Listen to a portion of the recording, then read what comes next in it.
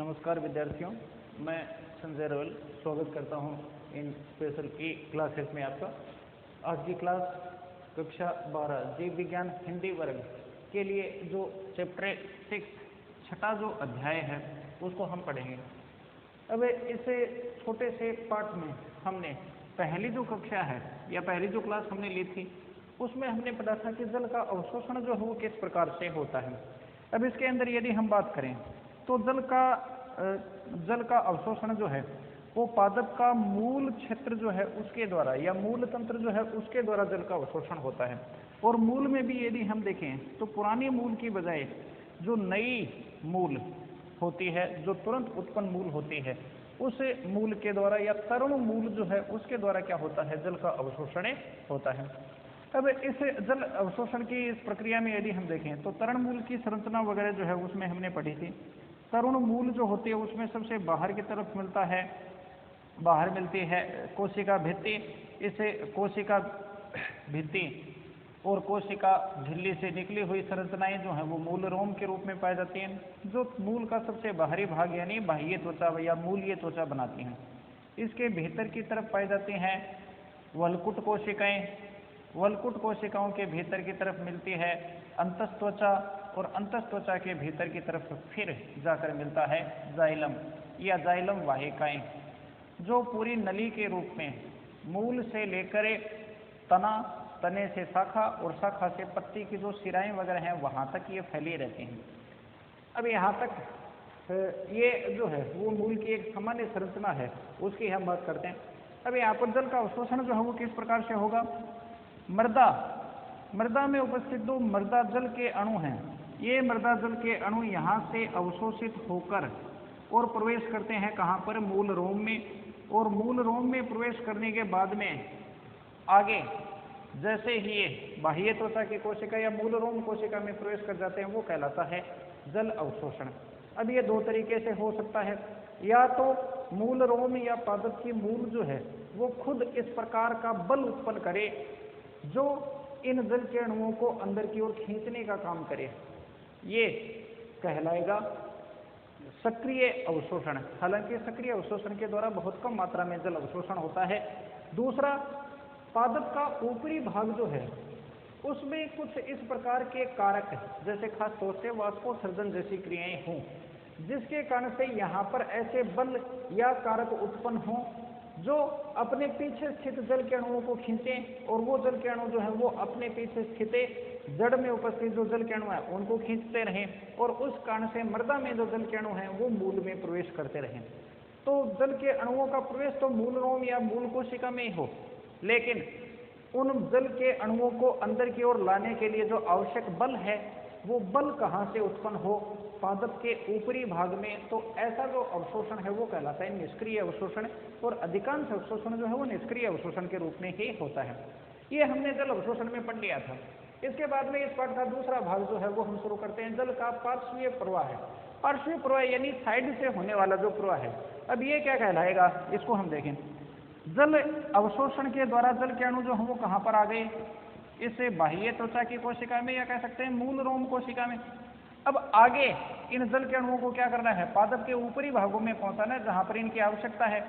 तो इसके लिए क्या होगा, ये जल के अणु जो यहाँ पर मूल रोम कोशिका में है, यहाँ से ये आएंगे इसके पास में स्थित वलकुट कोशिका में, क्योंकि मूल रोम से जल के अणुओं को अंत में जाइलम में पहुंचाना है।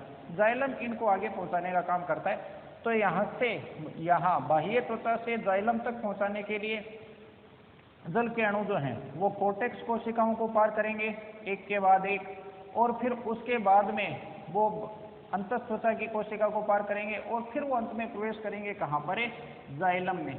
तो इस तरह से कह सकते हैं कि मूल रोम कोशिका से या मूल की बाह्य त्वचा की कोशिका से लेकर जाइलम तक या जाइलम वाहिकाओं और वाहिनिकाओं तक जल का जो प्रवाह होता है उसे हम जल का पार्श्वीय प्रवाह कहते हैं, क्योंकि इसमें जल जो है वो साइड में बहता है, इस तरीके से बहेगा। जड़ यदि इस प्रकार से है तो जल का प्रवाह इस ओर से होगा, बाहर से भीतर की ओर, यानी मूल रोम कोशिका से जाइलम उत्तके तक। तो मूल रोम कोशिका से जाइलम तक जल का प्रवाह है पार्श्वीय प्रवाह कहलाता है। अब जल का ये जो पार्श्वीय प्रवाह है वो अलग अलग रास्तों से होकर हो सकता है। जल के इस पार्श्वीय प्रवाह के कौन से रास्ते होंगे या जल के पार्श्वीय प्रवाह के कौन से पथ होते हैं, वो एक महत्वपूर्ण बिंदु के रूप में सामान्यतः कई बार पूछा जाता है, तो उसका अध्ययन जो है वो हम यहाँ पर करेंगे। अब जल प्रवाह के या जल के पार्श्वीय प्रवाह के जो विभिन्न पथ हैं वो मुख्य रूप से 3 हैं। पहला जो प्रवाह कहलाता है वो है एपोप्लास्ट पथ। इनको आप इस नाम से ही ध्यान में रखोगे, हालांकि अंग्रेजी का नाम है लेकिन हिंदी मीडियम में भी ऐसे ही इनको याद रखते हैं। दूसरा जो है वो है सिम्प्लास्ट पथ, तो दूसरा हो गया सिम्प्लास्ट पथ।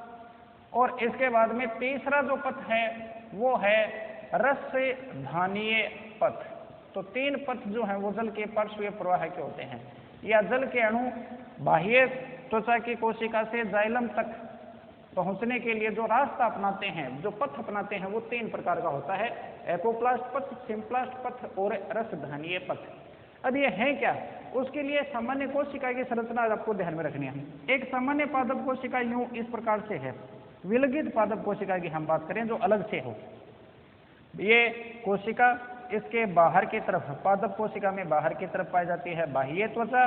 बाह्य त्वचा के भीतर की तरफ ये है कोशिका झिल्ली और इसके अंदर है ये जीवद्रव्य।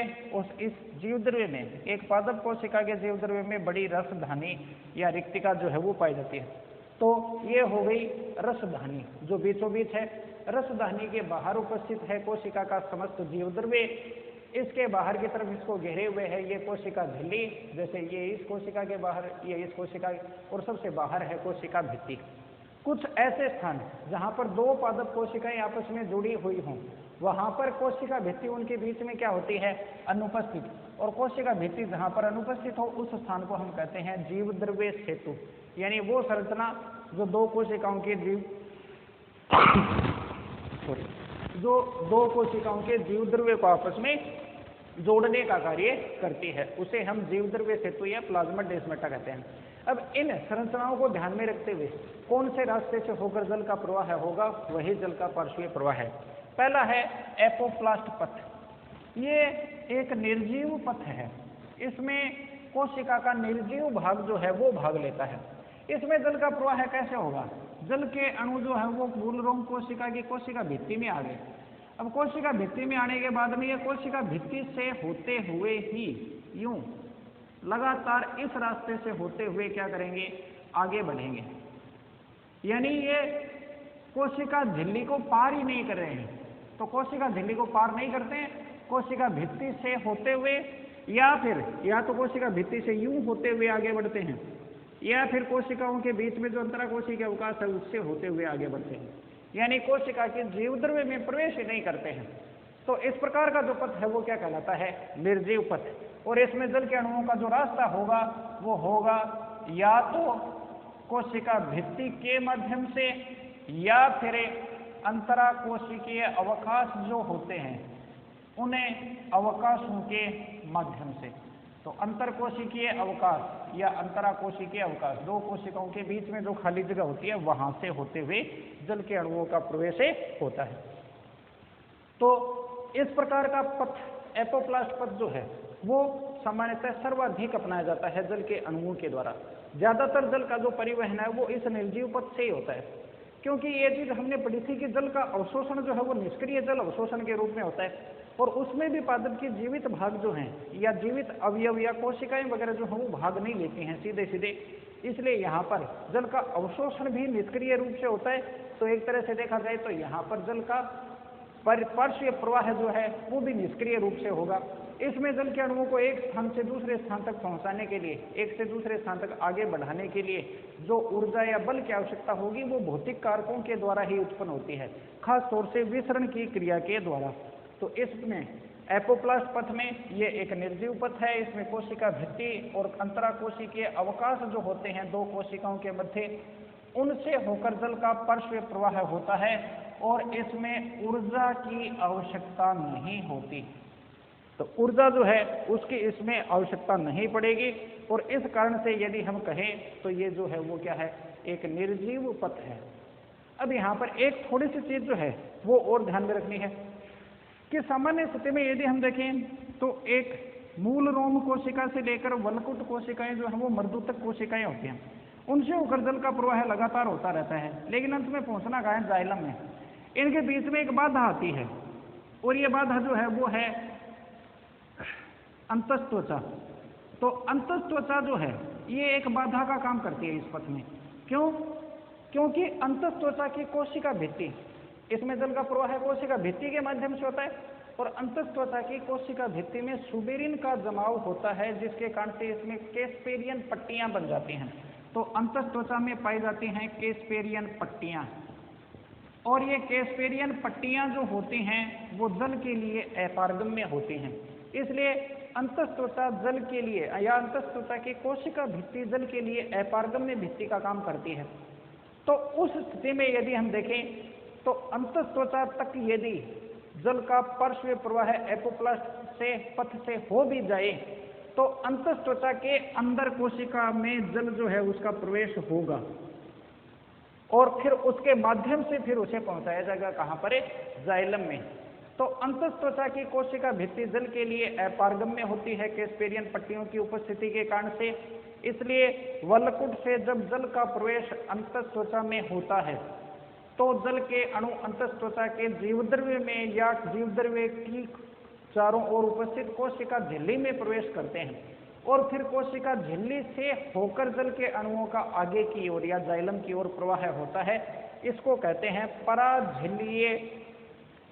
पराझिल्लीय पथ, यानी झिल्ली के माध्यम से होने वाला पथ। तो अंतस्त्वचा की कोशिकाओं में जैसे मान लें ये यहाँ पर अंतस्त्वचा है और ये इसकी कोशिका भित्ति है, तो इसकी कोशिका भित्ति जल के लिए अपारगम्य है, इसलिए यहाँ पर जल के अणु जो है वो क्या करेंगे, अंतस्त्वचा में कोशिका झिल्ली में प्रवेश करेंगे और फिर कोशिका झिल्ली के माध्यम से वे फिर कोशिका भित्ति में जाएंगे, फिर आगे जाइलम में वापस सीधे इस रूप में जा सकते हैं। तो इसे हम कहेंगे पराझिल्लीय पथ। तो बीच में केवल अंतस्त्वचा में क्या पाया जाता है, पराझिल्लीय पथ पाया जाता है। ये एपोप्लास्ट पथ में थोड़ा सा विशेष आता है, बाकी नॉर्मल सीधा सा है। एपोप्लास्ट पथ की विशेषताएं पूछें तो सीधा सा बता दें, यह एक निर्जीव पथ होता है। इसमें जल के अणुओं का पार्श्व प्रवाह कोशिका भित्ति और अंतराकोशिकीय अवकाशों के माध्यम से होता है और इसमें ऊर्जा की आवश्यकता नहीं होती और जल के प्रवाह के लिए आवश्यक बल भौतिक कारकों के द्वारा या विसरण के द्वारा उत्पन्न होते हैं। हालांकि अंतस्त्वचा में जल का प्रवाह कोशिका भित्ति के माध्यम से नहीं हो सकता। उसका कारण थोड़ा सा ध्यान में रख ले, कई बार एक नंबर का प्रश्न पूछ लिया जाता है, क्योंकि अंतस्त्वचा में कैस्पेरियन पट्टियां पाई जाती हैं जो उसे जल के लिए, जो अंतस्त्वचा की कोशिका की भित्ति को जल के लिए अपारगम्य बना देती हैं, इसलिए वहां पर एपोप्लास्ट पथ के द्वारा प्रवाह नहीं हो सकता। ठीक है, अब इसके बाद में करें सिम्प्लास्ट पथ की। एपोप्लास्ट पथ से जस्ट उल्टा है, इसमें जल का प्रवाह जो है वो सजीव पथ के द्वारा होता है। इसमें ऊर्जा की आवश्यकता होगी और कोशिका के कौन से भाग से होकर जल का प्रवाह होगा उसकी बात करें। कोशिका में जल का प्रवेश, जैसे यहाँ पर ये मान लें क्या है, मूल रोम कोशिका है, तो मूल रोम कोशिका में जैसे यहाँ पर जल का प्रवेश हो गया तो उसके बाद में जल के अणु जो हैं वो इस प्रकार से जीवद्रव्य और जीवद्रव्य सेतु, दो कोशिकाओं के जीवद्रव्य आपस में जीवद्रव्य सेतु के द्वारा जुड़े होते हैं, प्लाज्मोडेस्माटा के थ्रू जुड़े होते हैं। तो जल के अणु यहाँ पर आ गए इस कोशिका में या इस जीवद्रव्य में आ गए, यहाँ आ गए, यहाँ आ गए, बात एक ही है। यहाँ से इस कोशिका में जाएंगे तो जीवद्रव्य सेतु के माध्यम से, फिर यहाँ से, फिर यहाँ से, इस तरह से यदि जल के अणुओं का प्रवाह होता है तो वो है जल का दूसरा पथ या प्रवाह का दूसरा पथ, जिसे हम कहेंगे सिम्प्लास्ट पथ या ये सेकेंड पथ हो गया। ये क्या था, फर्स्ट एपोप्लास्ट पथ। तो सिम्प्लास्ट पथ जो है वो क्या होगा, ऐसा पथ जिसमें जल के अणुओं का प्रवाह कोशिका में पाए जाने वाले जीवद्रव्य और जीवद्रव्य सेतु के माध्यम से होता है, उसे सिम्प्लास्ट पथ कहते हैं। यह एक सजीव पथ होता है और इसमें ऊर्जा की आवश्यकता होती है और इसमें जल के अणुओं को जीवद्रव्य को पार करके जाना होता है, इसलिए इसमें बाधाएं जो है वो बहुत ज्यादा आती हैं। इसलिए सर्वाधिक अवरोध वाला ये पथ है या सर्वाधिक प्रतिरोध वाला ये पथ होता है, इसमें अवरोध बहुत ज्यादा आते हैं। और इसके बाद में तीसरे पथ की बात करें, तीसरा पथ जो है वो रसधानीय पथ है। ये इसके जैसा सा ही है, ये भी एक सजीव पथ है, इसमें भी ऊर्जा की आवश्यकता होती है। और इसमें जल का प्रवाह कैसे होगा? मूल रोम कोशिका से जल का प्रवेश कोशिका के जीवद्रव्य में हो गया, जीवद्रव्य से फिर रसधानी में यह प्रवेश करेगा, फिर रसधानी को पार करके वापस जीवद्रव्य के माध्यम से आएगा और फिर वापस आगे की ओर बढ़ेगा। तो रसधानी के माध्यम से यदि जल का प्रवाह होता है, यूं रसधानी से रसधानी यूं होते हुए जल का प्रवाह होता है, तो वो कहलाता है रसधानीय पथ। तो तीसरे प्रकार का ये पथ हो गया जिसमें एक कोशिका से दूसरी कोशिका में जल का स्थानांतरण कोशिका झिल्ली के माध्यम से या जीवद्रव्य के माध्यम से नहीं, जीवद्रव्य के भीतर उपस्थित रसधानी के माध्यम से होता है, तो उसे हम रसधानीय पथ कहते हैं। तो कोशिका में जल के पार्श्वीय प्रवाह के 3 पथ जो हैं वो पाए जाते हैं। एपोप्लास्ट पथ निर्जीव पथ है, इसमें जल के अणुओं का परिवहन कोशिका भित्ति या अंतराकोशिकीय अवकाशों के माध्यम से होता है और इसमें ऊर्जा की आवश्यकता नहीं होती, परंतु केवल अंतःस्त्वचा की कोशिकाओं में केस्पेरियन पट्टियों की उपस्थिति के कारण से जल के अणुओं का प्रवाह कोशिका झिल्ली के माध्यम से होता है, जिसे पराझिल्लीय पथ कहेंगे।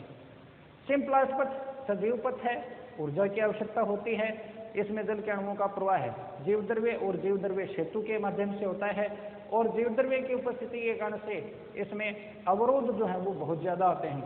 और रसधानीय पथ यह भी सजीव पथ है, इसमें भी ऊर्जा की आवश्यकता होती है और इसमें जल का पार्श्वीय प्रवाह जो है वो एक कोशिका की रसधानी से दूसरी कोशिका की रसधानी में होते हुए होता है। तो ये रसधानीय पथ हो गया। इस तरह से जल के पार्श्वीय प्रवाह के ये 3 पथ जो हैं वो पादप अपनाता है। इसके बाद में अगला भाग जो है उसके अंदर हम देखें तो वो है जल के अवशोषण को प्रभावित करने वाले कारक। अब अवशोषण को प्रभावित करने वाले जो कारक हैं वो कौन से होते हैं, तो इसके लिए नॉर्मल छोटा सा ध्यान में रख लें, कोई ज्यादा विशेष नहीं है ये। जल अवशोषण को कई सारे कारक प्रभावित करते हैं, जैसे प्राप्य, मृदा, जल। मृदा में कितना जल उपस्थित है, क्योंकि जल का अवशोषण जो है वो मृदा से होता है, तो मृदा में जल की मात्रा कम है या ज्यादा है, ये सीधे सीधे इसे प्रभावित करेगा। अब प्राप्य जल की मात्रा कितनी है उसके आधार पर क्या होगा, जल का अवशोषण होगा। सीधा सा है, मृदा में जल की मात्रा यदि ज्यादा है तो जल का अवशोषण भी ज्यादा होगा, मृदा में जल की मात्रा कम है तो जल का अवशोषण भी क्या हो गया, कम हो गया। बारिश होती है, मृदा में पानी बढ़ जाता है तो पेड़ पौधे जल का अवशोषण भी ज्यादा करते हैं। बारिश नहीं होती, जमीन सूखी रहती है, मृदा में जल की मात्रा कम होती है तो जल का अवशोषण भी कम हो जाता है। एकदम सीधी सी बात है। अब यहाँ पर मृदा में जल की कितनी मात्रा जो है वो होनी चाहिए जिसके कारण से जल अवशोषण प्रभावित हो, तो इसके आधार पर दो वैज्ञानिक तथ्य जो हैं वो आते हैं, या 2 वैज्ञानिक शब्द जो हैं वो उसके लिए काम में लिए जाते हैं, उनको ध्यान में रखना है या उनकी परिभाषाएं ध्यान में रखना है। एक होती है क्षेत्र क्षमता, क्षेत्र क्षमता भी कह सकते हैं या जल धारण क्षमता भी कह सकते हैं। ये मृदा की जल धारण क्षमता कहलाती है। अब मृदा की जल धारण क्षमता जो है वो क्या है उसकी बात करें, और दूसरी जो परिभाषा है वो इसमें हम पढ़ेंगे, वो परिभाषा कहलाती है स्थायी म्लानी प्रतिशतता। अब यह चीज देखी जाती है कि सामान्यतः जल के मृदा जल का अवशोषण जो है वो जल धारण क्षमता और स्थायी म्लानी प्रतिशतता के मध्य यदि जल की मात्रा हो तभी जल का अवशोषण अधिकतम होता है। अब जल धारण क्षमता किसे कहेंगे, जमीन पर पानी गिरता है या मृदा में पानी गिरता है बारिश के द्वारा, उसके बाद में जल के अणु जो है वो मृदा के कणों के बीच में प्रवेश करते हैं और मृदा जल को अवशोषित कर लेती है। इसमें से कुछ जल जो है वो गुरुत्वाकर्षण बल के कारण से क्या होता है, बहुत निचले भागों में चला जाता है, जिसको हम गुरुत्वीय जल कहते हैं। वो जल निकल जाता है तो उसके बाद में जो जल बचा हुआ रहता है इस मृदा में, इसे हम मृदा की जल धारण क्षमता कहेंगे। यानी कि सीधा सा किसी कीप वगैरह में या किसी छल्ली में मिट्टी हमने ले ली और उसमें पानी डाल दिया, ज्यादातर पानी जो है वो रिस कर बाहर निकल जाएगा। रिस कर बाहर निकलने के बाद में भी जो पानी उस मिट्टी को गीला बनाए रखता है वही उस मृदा की जल धारण क्षमता है।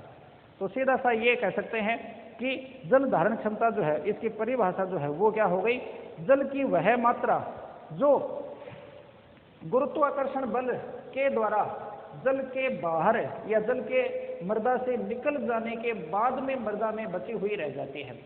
जल की वह मात्रा जो गुरुत्वीय जल के रूप में बाहर निकल जाने के बाद मृदा में शेष बची हुई रहती है, उसे ही हम क्या कहते हैं, मृदा की जल धारण क्षमता या क्षेत्र क्षमता कहते हैं।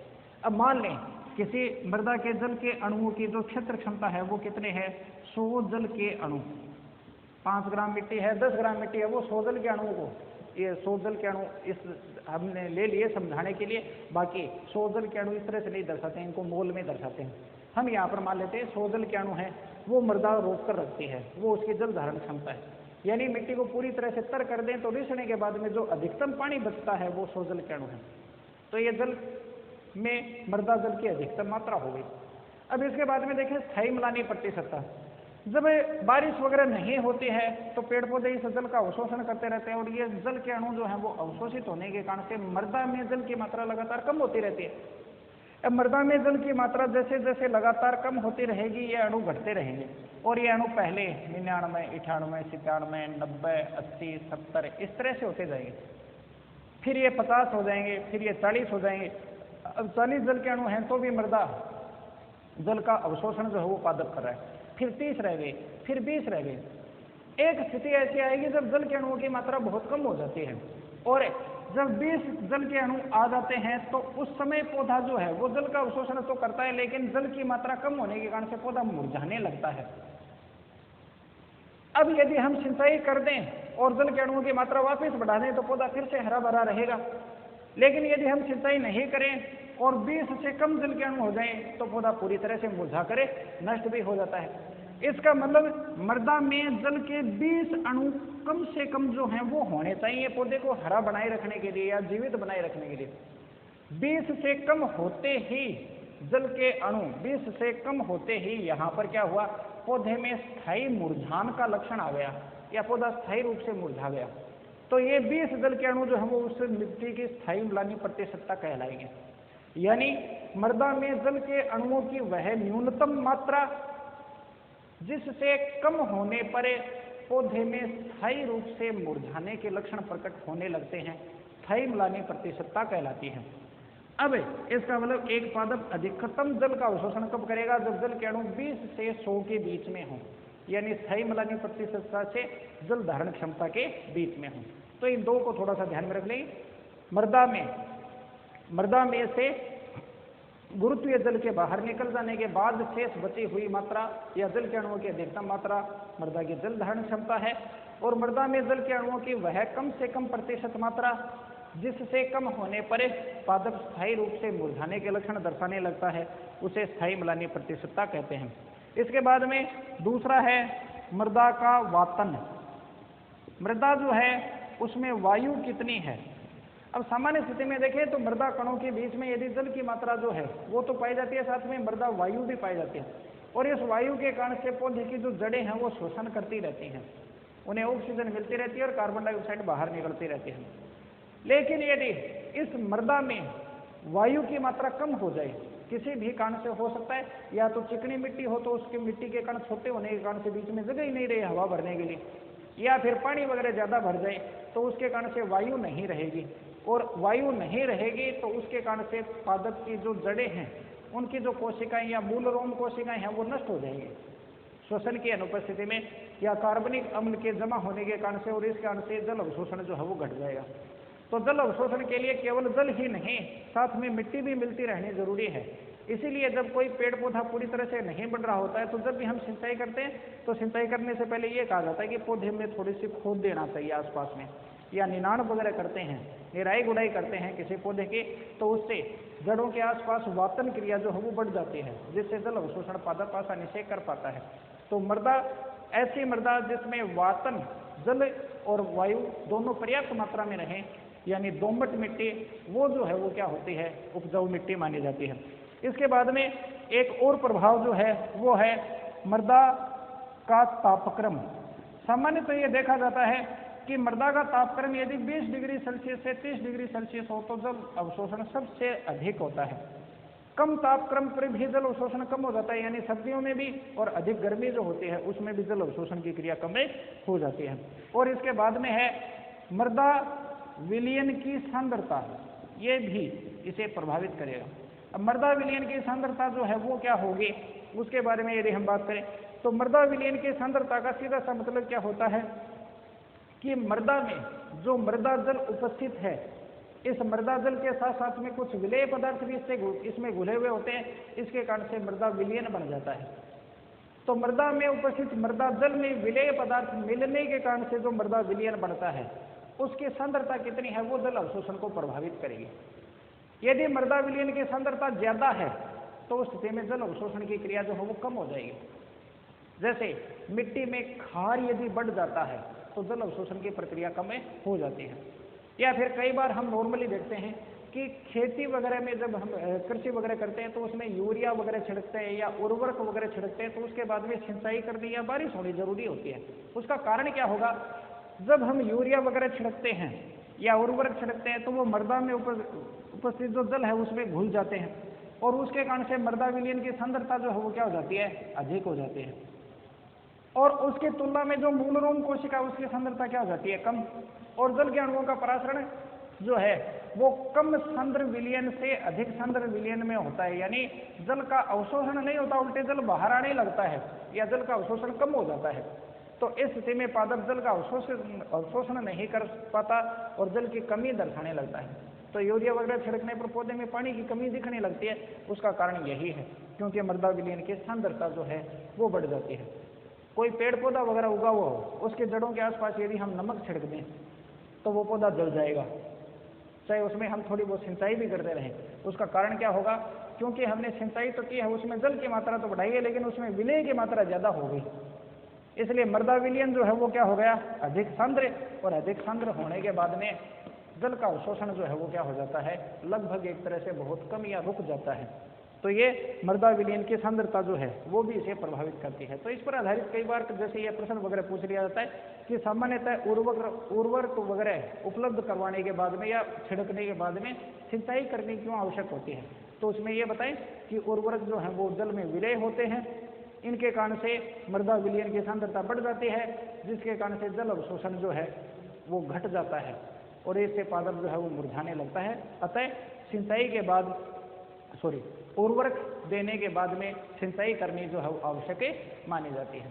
तो ये तीन पथ जल के पार्श्वीय प्रवाह के और फिर उसके बाद में जल अवशोषण को प्रभावित करने वाले ये जो कारक हैं वो हमने पढ़े हैं। अब इसमें एक छोटा चैप्टर जो है वो थोड़ा सा और रह गया, हालांकि हम उसे लेंगे तो क्लास जो है या चैप्टर जो है वो थोड़ा लंबा हो जाएगा, इसलिए उसको हम कल की क्लास में कर लेते हैं, जो है जल का रसारोहण। तो इसमें हम दो चीजें पढ़ रहे हैं, जल का अवशोषण और जल का रसारोहण। तो रसारोहण की जो क्रिया है उसे हम कल की क्लास में पढ़ते हैं। तो इसमें तीन ही टॉपिक हैं, तीन ही टाइप के प्रश्न आते हैं बस। एक, जल का अवशोषण क्या है और अवशोषण की क्रिया विधि में दो प्रकार, सक्रिय जल अवशोषण, निष्क्रिय जल अवशोषण। दूसरा, जल का पार्श्वीय प्रवाह क्या होता है, मूल रोम से जाइलम तक जल के अणुओं का परिवहन, और वो किन पथों से होता है, इन तीन पथों से, उनकी ये विशेषताएं हैं, उनका ये डायग्राम है ये।